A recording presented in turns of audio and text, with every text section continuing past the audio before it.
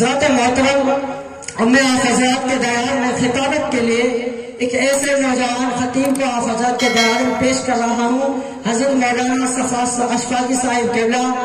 نعرہ تکبیر، نعرہ رسالت، نعرہ رسالت، فیضان پیر و مرشد، نعرہ تکبیر، نعرہ رسالت۔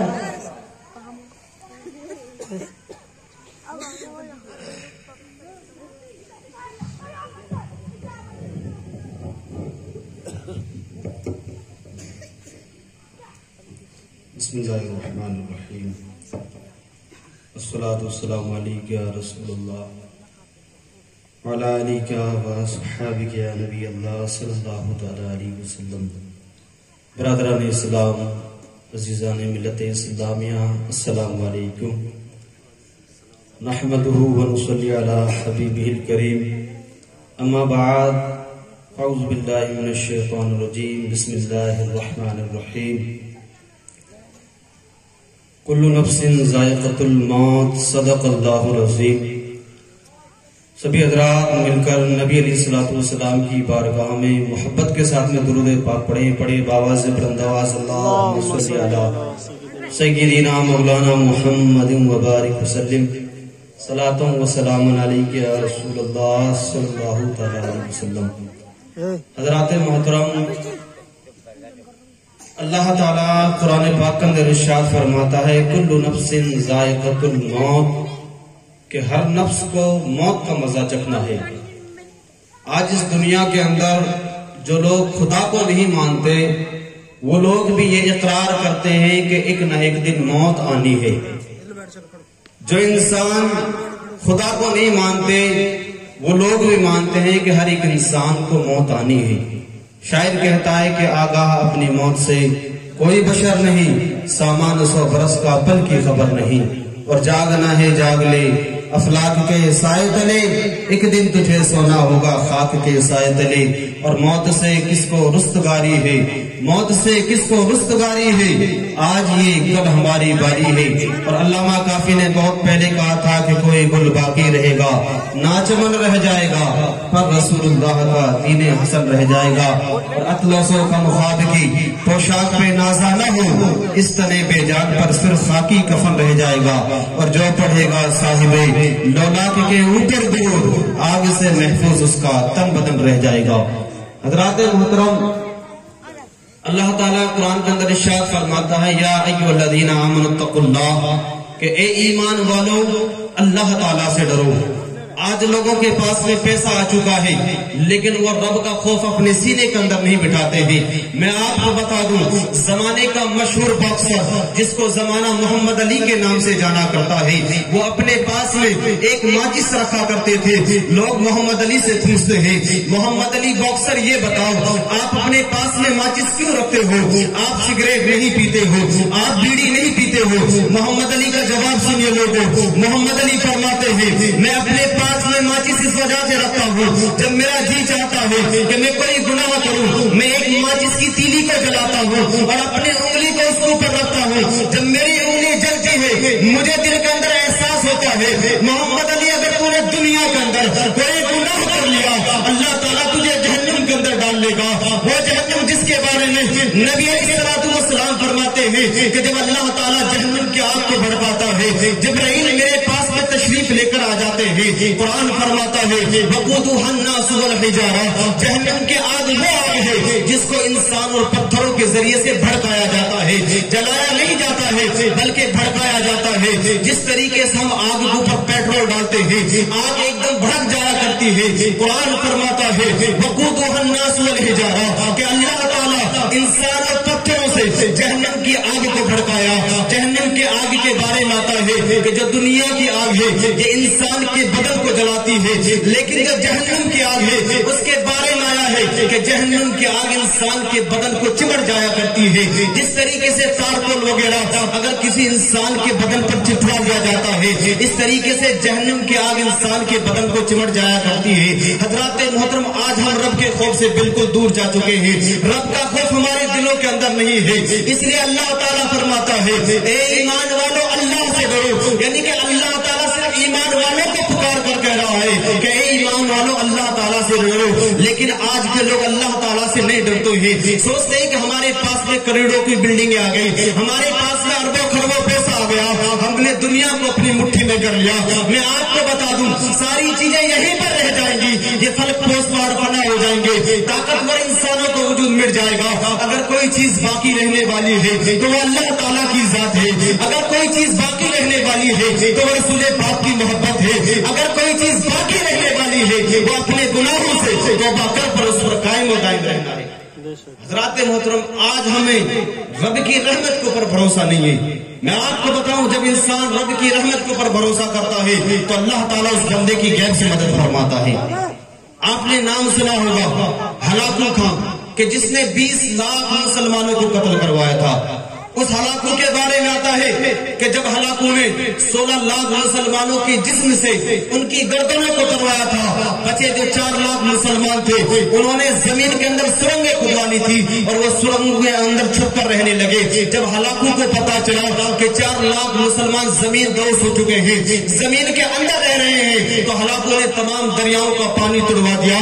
تمام پانی میں مسلمان جن گڈھوں کے اندر رہا کرتے تھے ان گڈھوں کے اندر پانی بھر گیا اور 4 لاکھ مسلمانوں نے اپنے جسم سے اپنی روح کو نکال دیا تھا۔ وہ ہلاکو جس نے 20 لاکھ مسلمانوں کو مارا تھا، جب ہلاکو بغداد کے بازار میں جاتا ہے، بغداد کے بازار میں جا کر دیکھتا ہے کہ مسلمانوں کے سروں پر ٹوپیاں رکھی ہوئی ہیں، مسلمانوں کے سروں پر امامے بندھے ہوئے ہیں۔ ہلاکو کہنے لگتا ہے آج بھی کیا بغداد کی سرزمین پر اتنے مسلمان زندہ ہیں کہ میں نے 20 لاکھ مسلمانوں کو مروا دیا ہے۔ ہلاکو کہتا ہے مسلمانوں کی صفیں لگائی جائیں، 3 صفیں لگائی جاتی ہے، سب سے اگلی صف میں ایک بوڑھا ہوتا ہے۔ جب ہلاکو ادھر سے قتل کرنا شروع کرتا ہے بوڑھا اس کونے کی طرف چلا جاتا ہے۔ جب پہلی صف کو قتل کروا دیا بوڑھا دوسری صف میں چلا گیا، دوسری صف کو جب قتل کروا دیا بوڑھا تیسری صف میں چلا جاتا ہے۔ حضرات محترم، جب ہلاکو نے تمام بوڑھوں کو قتل کروا دیا اخیر میں وہی بوڑھا جو پہلے کونے میں لگا تھا اس کے بعد میں اخیر صف میں چلا گیا تھا، ہلاکو اس کی طرف دیکھتا ہے اور مسکرانے لگتا ہے، اے بوڑھے بابے یہ بتا جب تو پہلی صف میں تھا میں نے پہلی صف کو کٹوا دیا، ان کے جسم سے ان کی گردنوں کو اتروا دیا، یہ بتا کہ اب تجھے کون بچائے گا؟ وہ بوڑھا کہنے لگتا ہے مجھے اپنے رب کی رحمت کے اوپر بھروسہ ہے، مجھے اب میرا رب بچائے گا۔ حضرات محترم، ہلاکو نیمبو کھانے کا بڑا شوقین تھا، نیمبو بڑے شوق کے ساتھ میں کھایا کرتا تھا، اپنے گھوڑے کے اوپر بیٹھا ہوا تھا۔ جب اس بوڑھے سے کہتا ہے یہ بتا تجھے اب کون بچائے گا؟ بوڑھا کہتا ہے مجھے اللہ تعالیٰ بچائے گا۔ ہلاکو اپنے ہاتھ میں نیمبو پکڑے ہوا تھا، ہاتھ کو گھماتا ہے کہ تجھے کیسے اللہ تعالیٰ بچائے گا؟ جب اس طریقے سے ہاتھ پکڑتا ہے کیسے تو اس کا گھوڑا بے لگتا ہے، ہلاکو گھوڑے سے نیچے گرتا ہے اور اس کا پیر گھوڑے کی زین میں پھنس جاتا ہے، گھوڑا بلکنا شروع کرتا ہے، گھوڑا دوڑنا شروع کرتا ہے۔ جب گھوڑا دوڑتا ہے ہلاکو کا سر پتھروں میں لگتا ہے، تاریخ اس بات کو بیان کرتی ہے ہلاکو کا سر بالکل اس طریقے سے ہو چکا تھا جیسے اس کے سر کو کسی ہتھوڑے سے کچل دیا گیا ہو۔ حضرات محترم، سپاہی ہلاکو کے گھوڑے کے پیچھے دوڑتے ہیں، دوڑنے کے بعد میں گھوڑے کو کنٹرول کرتے ہیں، جب تک ہلاکو کی آنکھیں اس کے جسم سے گر چکی تھی، اس کا سر بالکل چور چور ہو چکا تھا۔ لوگ ہلاکو کے گھوڑے کو پکڑتے ہیں اور اس بوڑھے بابے کے پاس میں وزیر آتے ہیں اور اس سے پوچھنے لگتے ہیں بوڑھے بابے یہ بتا تو مسکرا کیوں رہا ہے؟ وہ بوڑھا کہنے لگتا ہے میں اپنے رب کی رحمت کے اوپر مسکرا رہا ہوں کہ جب اللہ تعالیٰ مجھے بچانے پر آتا ہے تو 20 لاکھ مسلمانوں میں سے مجھ بوڑھے کو بچا لیا۔ حضرات محترم، ذرا سوچیں، آج انسان کو رب کی رحمت کے اوپر بھروسہ تو ہونا چاہیے۔ آج ہم یہ سوچتے ہیں کہ ہم بڑی بلڈنگیں بنانے مطلب دنیا کو ہم نے اپنے ہاتھ میں کر لیا۔ آج انسان یہ سوچتا ہے کہ بھائی میرے نام کے چرچے ہو جائیں چوراہے پر۔ یہ بتاؤ اگر آپ کے نام کے چرچے ہو گئے کہ بھائی فلاں کے پاس میں اتنا پیسہ ہے، فلاں کے پاس میں اتنی دولتیں ہیں، آپ نے کیا کمال کر لیا؟ میں آپ کو بتا دوں اگر آپ اپنے پیچھے کوئی ایسی اولاد چھوڑتے ہو جو آپ کے مرنے کے بعد میں گناہ کرتی ہے، اللہ تعالیٰ قبر کے اندر آپ کی پکڑ فرمائے گا اور آپ کو پکڑ کر کہے گا کہ تم کیسی دنیا کے اندر اولاد چھوڑ کر آیا ہے جو آج لوگوں کو گلے کاٹ رہے ہیں، لوگوں کو تکلیفیں دے رہے ہیں۔ حضرات محترم، اگر آپ نے مرنے کے بعد میں اپنے پیچھے نیک اولادیں چھوڑی ہوں گی تو اللہ تعالیٰ آپ کے گناہوں کو معاف فرما دے گا۔ ہمیں چاہیے کہ اپنے گناہوں سے توبہ کریں، اپنے رب کی رحمت کے اوپر بھروسہ کریں۔ آج انسان اگر رب کی رحمت کے اوپر بھروسہ کر لے تو اللہ تعالیٰ اسے کامیاب و کامران بنا دے گا۔ آج انسان سے کتنے ہی گناہ سرزد ہو جائیں، اگر انسان اپنے گناہوں سے توبہ کر لیتا ہے تو اللہ تعالیٰ اس بندے کے گناہوں کو معاف فرما دیتا ہے۔ آخری واقعہ آپ حضرات کی سماعتوں کے حوالے کر رہا ہوں، اس کے بعد میں رخصت ہو جاؤں گا۔ حضرت حسن بصری اللہ تعالیٰ کے ولی ہیں۔ حضرت حسن بصری کے بارے میں آتا ہے، حضرت حسن بصری فرماتے ہیں میرے پاس میں کروڑوں کی دولتیں تھی، میرے پاس میں دولتوں کے انبار تھے۔ ایک دن میں بازار کے اندر گیا، میں نے دیکھا کہ ایک حسین و جمیل لڑکی میری آنکھوں کے سامنے سے گزرتی ہے۔ حسن بصری فرماتے ہیں میں اس لڑکی کو غور سے دیکھ رہا تھا، میری آنکھیں اس نوجوان کو ٹکٹکی باندھ کر دیکھ رہی تھی۔ حضرت حسن بصری فرماتے ہیں میں نے اس عورت سے کہا اے حسینہ مجھے تمہاری آنکھیں بڑی پیاری لگتی ہیں، میرا جی چاہتا ہے کہ تیری آنکھوں کے اندر میں ڈوب جاؤں، میرا جی چاہتا ہے کہ تیری آنکھوں کے اندر میں اپنی دنیا کو بسا لوں۔ حضرات محترم وہ عورت کہتی ہے اے حسن بصری اگر تجھے میری آنکھیں اتنی پسند آتی ہے ذرا 2 منٹ کے لیے ٹھہر جاؤ۔ وہ عورت اندر جاتی ہے، اپنی دونوں آنکھوں کو نکالتی ہے اور ایک پلیٹ میں رکھ دیتی ہے، رکھنے کے بعد میں ایک تحریر لکھتی ہے اور اپنی کنیز سے فرماتی ہے باہر ایک نوجوان کھڑا ہوا ہے جس کو میری آنکھیں بڑی پسند آتی ہیں۔ وہ جب کنیز نکلتی ہے حسن بصری کی بارگاہ میں اس پلیٹ کو لے کر پہنچتی ہے، حسن بصری اس کے اوپر سے کپڑا ہٹاتے ہیں، دہاڑے مار مار کر رونے لگتے ہیں مولا آج میں نے تیرے ایک بندی کی آنکھوں کو نکلوا دیا ہے، یا اللہ پاک آج میں نے تیرے ایک بندی کی آنکھوں کو نکلوا دیا ہے، مولا میری مغفرت فرمانا۔ حضرت حسن بصری فرماتے ہیں میں پوری رات روتا رہا، رب کی بارگاہ میں توبہ کرتا رہا، جب صبح کا وقت ہوا میرا جی چاہ رہا تھا اے حسن بصری یہ بتا کہ جس عورت کی وجہ سے تو نے توبہ کی ہے آخر اس عورت کا شکریہ ادا کر لے۔ حسن بصری فرماتے ہیں میں اپنے مکان سے نکلتا ہوں، نکلنے کے بعد میں کیا دیکھتا ہوں میری آنکھوں کے سامنے سے ایک جنازہ جا رہا ہے، میں ایک نوجوان کا بازو پکڑتا ہوں، نوجوان سے کہنے لگتا ہوں نوجوان یہ بتا یہ کس کا جنازہ جا رہا ہے؟ وہ نوجوان کہنے لگتا ہے اے حسن بصری تمہیں پتا نہیں ہے کل اس عورت نے اپنی آنکھوں کو نکال کر ایک نوجوان کے لیے دے دیا تھا۔ حضرت حسن بصری فرماتے ہیں میری دل کی دنیا بدل گئی، میری زندگی بالکل تبدیل ہو گئی، میں روتا رہا، جنگلات میں چلا گیا، رب کی بارگاہ میں توبہ کرتا رہا کہ مولا کائنات مجھے معاف فرما دینا، میری وجہ سے ایک عورت کا جنازہ نکل گیا ہے، میں نے ایک عورت کی آنکھوں کو نکلوا دیا ہے۔ حضرات محترم حسن بصری رب کی بارگاہ میں سچی توبہ کرتے ہیں، اللہ تعالیٰ ان کی توبہ کو قبول فرماتا ہے اور انہیں اپنا سچا ولی بنا دیا کرتا ہے۔ سبحان اللہ۔ آج ہمیں ضرورت ہے کہ اپنے گناہوں سے لوٹ کر آؤ تو صحیح۔ میں آپ کو بتا دوں حضرت جبرائیل علیہ السلام اللہ کے نبی کی بارگاہ میں آئے، نبی فرماتے ہیں جبرائیل کیوں آئے ہو؟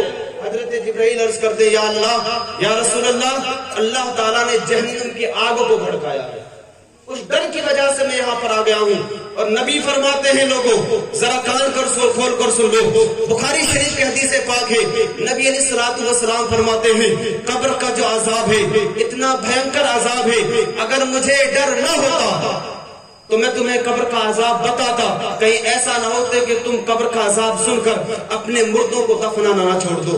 نبی فرماتے ہیں کہ مجھے ڈر ہے، نہیں تو میں تمہیں ڈر سناتا قبر کا عذاب کتنا خطرناک ہوتا ہے، مجھے ڈر ہے کہیں ایسا نہ ہو کہ تم کل اپنے مردوں کو قبروں کے اندر دفنانا بند کر دو۔ اس لیے ہمیں چاہیے ذرا آخرت کی فکر کریں، انشاءاللہ جب ہم اپنے گناہوں سے توبہ کریں گے اللہ کی رحمت بہت بڑی ہے۔